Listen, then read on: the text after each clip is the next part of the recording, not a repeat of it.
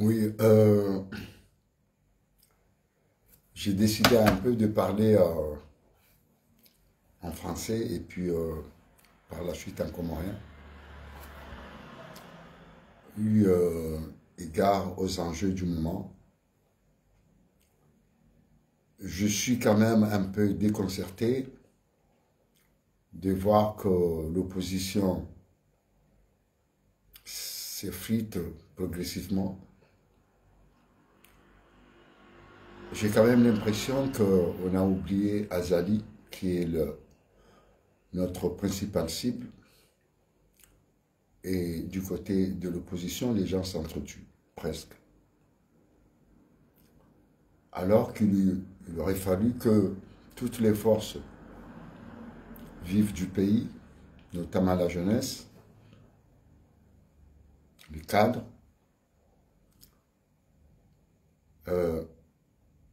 s'unissent justement pour mener ce combat pour la libération des Comores. Parce que je pense que une bonne partie de nos compatriotes n'ont pas compris les enjeux qui se jouent pour le pays en ce moment.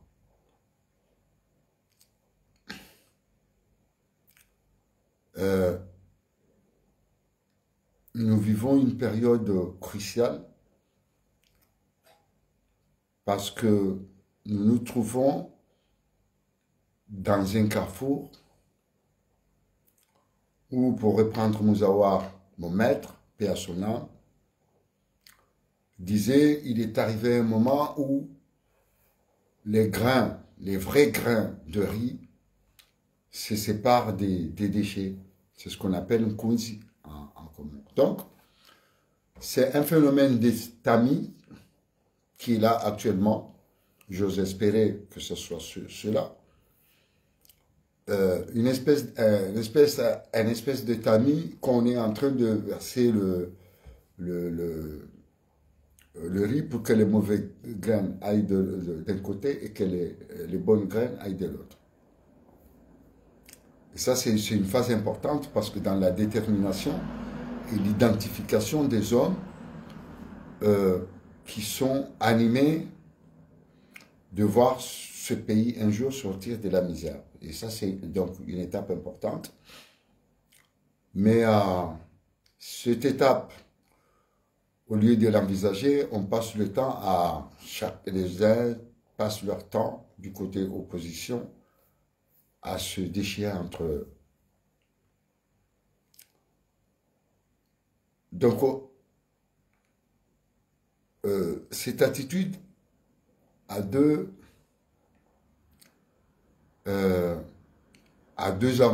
un avantage plutôt, un inconvénient. Le premier avantage, c'est que les vraies graines, les bonnes graines comoriennes vont s'isoler et former ce front uni qui est nécessaire pour faire face à la situation. Et de l'autre, peut-être que ce qu'on appelle les charlatans vont se mettre de côté. Et puis ces gens-là, on les découvre très très vite.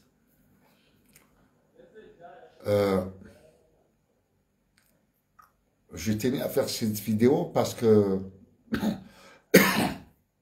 nous sommes en train, sur le terrain ici aux Comores, de nous organiser.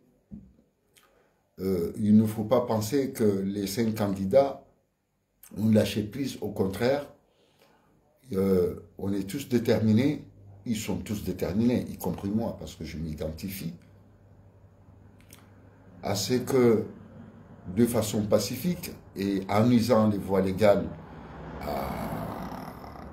au pays, il faut utiliser les voies légales. Je suis désolé, mais et puis les lois, les recours que nous avons envers la communauté internationale. Ces deux démarches sont entreprises. Ce n'est pas nous qui détenons la solution, c'est Azali qui détient la solution. Sinon, on n'en serait pas là. Donc, je dirais, je recommanderais à nos frères de se ressaisir, d'arrêter les suspicions des uns auprès des uns et des autres, parce que ça renforce justement le camp Azali. S'il y a un débat interne à mener au sein de l'opposition parce qu'il y a des problèmes, ce qui est fort probable étant donné l'ambiance qui y règne, il faut en parler, il faut que les gens se parlent. Parce que cette guerre de libération, c'est bien une guerre de libération que nous menons,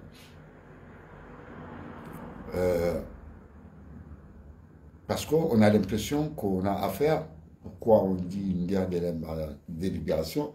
Parce qu'on a l'impression que nos frères qui sont en face ne vivent pas au Comores. Donc ils ne sentent pas le degré de dégradation dans lequel se trouve le pays. Ou alors il faut vraiment être un endormi pour ne pas voir la réalité en face. La réalité en face, c'est quoi? C'est que nous avons participé à des élections.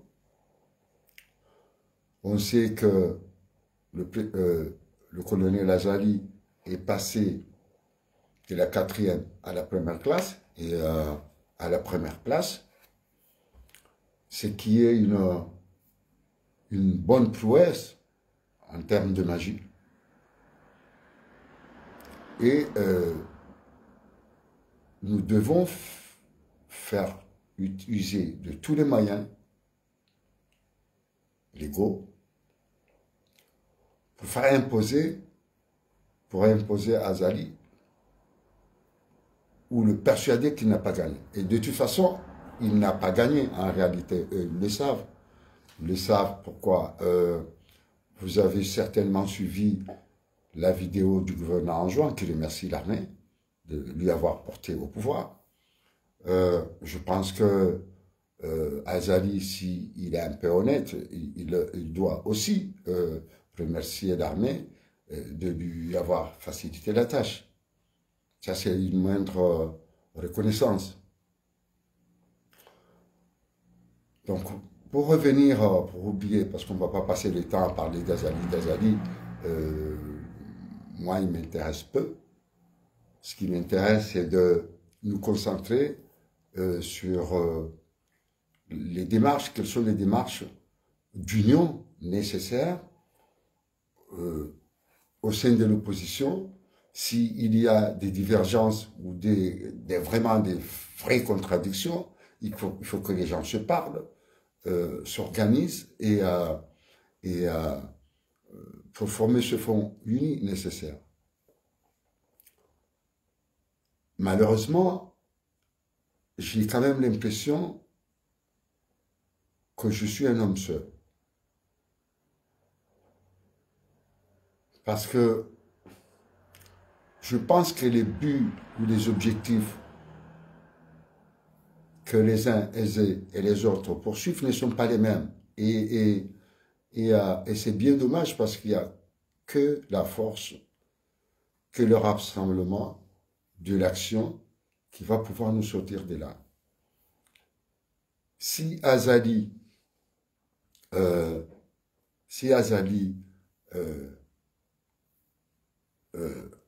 voit ce cinéma se poursuivre, et d'ailleurs il a remercié Mzimba de façon cynique hier, c'est une démarche qui consiste à casser l'unité de l'opposition, et je pense que de ce côté-là, il le réussit très bien, parce que d'autres parmi nous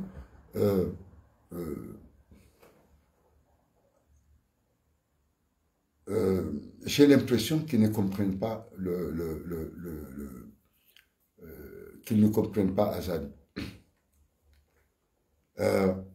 Pour revenir à l'attitude de Maître Mzimba, son propos, que les gens, je pense que ce point mérite d'être éclairci. Personne ne croit à la justice comorienne. Personne. Y compris lui d'ailleurs. Mais quand on a une affaire avec autrui, tu es obligé d'aller au tribunal. Mais tu n'as que ce choix-là. Tu as deux choix en fait. Soit aller, si vous avez un litige avec quelqu'un, vous le voyez en route, vous le réglez en boxe, ou vous allez au tribunal. Tout en sachant que ce tribunal, il est aux ordres, et puis ses motivations, parfois, ne sont pas fondées. Les jugements rendus ne sont pas fondés, mais comme dans tout pays, il faut qu'on m'explique un endroit où, dans le monde, vous allez avoir un litige et vous allez le régler, ça c'est fini. Avec les films du Far West, c'est terminé ça. Donc, vous êtes obligé de parler de justice. On parle de justice. Elle est mauvaise, même très mauvaise, mais elle existe. L'organisation moderne exige qu'il y ait une justice. Et nous nous conformons à cette organisation moderne. Maintenant, l'interrogation qu'on peut se poser, est-ce qu'elle est bonne ou mauvaise? C'est là la question. Quand Mzimba dit, vous savez, il y a à peu près 70 avocats, je pense, Comores, il me semble.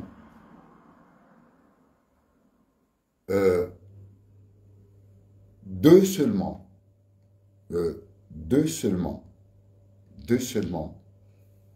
en les interrogeant un peu, les uns demandant les uns et les autres, ils soutiennent Mzimba. Parce que on se conforme à, on dit, on sait, vous savez, toutes les démarches que nous faisons auprès de la Cour suprême, on sait qu'ils ne vont pas aboutir. On le sait parfaitement. Alors, pour autant, est-ce qu'il faut ignorer qu'il y a une Cour suprême? On ne peut pas ignorer. Donc, en tant que juge, en tant que magistrat, ou alors en tant qu'homme de droit, Mzimba, lui, qu'est-ce qu'il a dit? Il a dit, je me plie, et ça, ce sont des choses courantes, tous les procès, tous les gens se plient aux décisions de justice. Pour autant, ça ne veut pas dire qu'ils ont gagné. Et ils ont perdu, mais ils se plient. Parce que, quelque part, bon, on connaît notre justice, mais elle est là. Nos affaires, aussi bien nos affaires qui sont relatives au fonctionnement de l'État ou relatives à nos rapports en tant que personne, quelles sont les instances ou alors les instances qui sont censées les régler? C'est la justice. Certes, la Cour suprême, on le sait, qui est complètement à la botte d'Azali, pourquoi sinon, si nous, on le savait, que la justice et que la Cour suprême est au bout d'Azali? Combien de tentatives nous avons fait, combien de saisines avons-nous fait, mais qui n'a rien donné. Mais pour autant, on continue à écrire parce que c'est un peu l'ordre des choses, en fait, tout simplement. Donc, je pense qu'on devrait... il y a certains amis qui doivent réfléchir dans leurs agissements. Parce que le Azali, aujourd'hui, son intérêt, c'est de casser l'opposition. Ils ont essayé tout au long de la campagne, à mener une campagne de calomnie en venant, par exemple, chez moi, ou chez moi surtout, pour me rapporter des choses concernant les uns et les autres. Mais moi, j'avais compris que ces gens-là, ils veulent nous diviser. Donc, en ce moment, ce n'est pas le moment de nous diviser. C'est le moment d'identifier des gens avec qui on peut faire une route ensemble. C'est cet ami qui fonctionne aujourd'hui, parce que j'ai l'impression que c'est un ami. Les bons, ils vont être de côté, les mauvais vont partir. Et ceux qui sont animés, bien sûr, d'autres considérations personnelles pour quelques jobs, ou alors ceux qui vont calomnier ou tuer les uns et les autres pour avoir un petit poste par-ci, par-là. Ces gens-là, ils arrivent, ils existent, même au sein de l'opposition. Quelques faveurs par-ci, par-là. Donc, l'heure est donc grave. Elle n'est pas à la dispute, mais à la concorde, de façon à pouvoir créer un front uni pour défendre Azali. À partir de lundi, j'ai eu à l'indiquer du week-end, nous allons entreprendre une démarche d'explication à la population et de remerciement pour avoir voté massivement l'opposition, les candidats de l'opposition. Et puis leur expliquer aussi la magie qu'il y a eu, qui fait qu'Azali, dès la 4e, est passé à la première. Parce que nous devons donner des explications à la population. C'est leur droit de savoir ce qui se passe. Et ensuite, c'est à elle, parce que dans la liberté, vous savez, dans d'autres pays, il y a des gens qui ont perdu des millions de personnes pour leur liberté. Va demander aux Algériens combien ils ont perdu des millions de personnes. Allez-y demander aux Sud-Africains combien ils ont perdu des millions de personnes dans leur guerre de libération. Combien? Donc, notre histoire fait que nous n'avons pas mené une guerre de la libération. Donc, le sentiment nationaliste est presque absent. La chose qui nous reste, c'est notre fierté d'être ce que nous sommes, des Comoriens.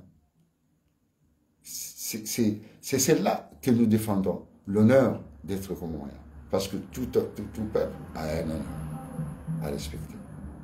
C'est ce à quoi nous nous battons tous les jours.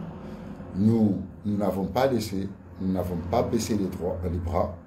Nous continuons à croire à la justice. Je rigole un peu.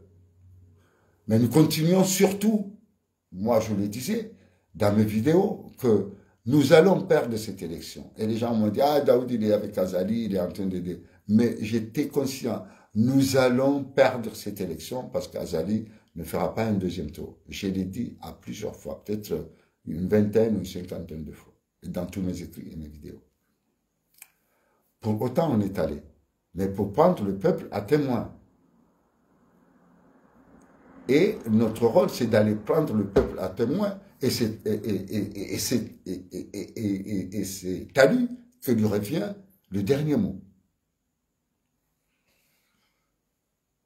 Donc, pour finir ce propos, je voudrais demander surtout aux jeunes de la diaspora, raison pour laquelle je m'exprime aujourd'hui en français, pour qu'ils s'impliquent dans ce combat noble que nous sommes en train de mener maintenant.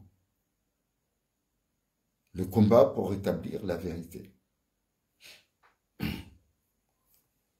Je ne vais pas encore de nouveau m'apitoyer sur mon sort, mais mon sort illustre bien le malaise et la décadence de la société. Et dans quel état ces gens-là ont rendu les hommes que nous sommes à l'état de bête. Et même dans certains pays, les chiens ont mieux de mère que nous, dans notre sort, dans les prisons. Bon, je l'ai fini avec ce propos en français. Je ferai le même en comorien demain, parce que sinon ça serait très long et fatigant. Et je tenais à demander à tout le monde de se ressaisir pour poursuivre l'objectif commun que nous avons, c'est de concentrer tous nos efforts, toute notre énergie pour justement que la justice populaire,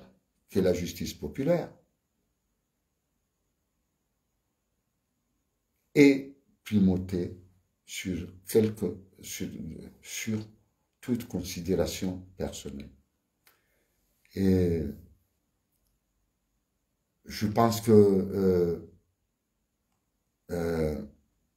la calomnie, les insultes n'améliorent rien du tout dans le combat, dans l'attente des Comoriens. Et si l'opposition continue ainsi, il risque de perdre de la crédibilité. Elle ne sera pas crue et c'est le pays qui perd. Et croyez-moi, le pays perd tous les jours. Moroni aujourd'hui, c'est une ville déserte, personne ne sort, même ceux qui ont gagné, aucune voiture administrative ne fonctionne, les ministres se terrent, certains ministères ne sont même pas ouverts, l'activité économique est au ralenti, mais cette situation, elle est pénalisante pour tout le monde, aussi bien pour l'opposition que le pouvoir. Parce que cette situation a un impact sur nos vies quotidiennes. On ne sait pas quel sera le PIB, l'inflation poursuit son envol, le pays est désorganisé, tout ça, ça n'arrange personne. Donc il faut que nous soyons tous responsables de nos actes. Parce qu'au-delà de nos différences, il y a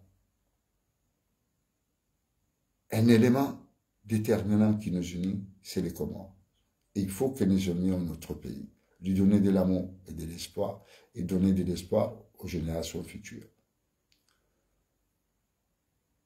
J'aurais souhaité qu'à mon âge, je sois à la retraite, mais les devoirs m'obligent de remettre le blouson pour aller au combat. Je vous remercie. À bientôt.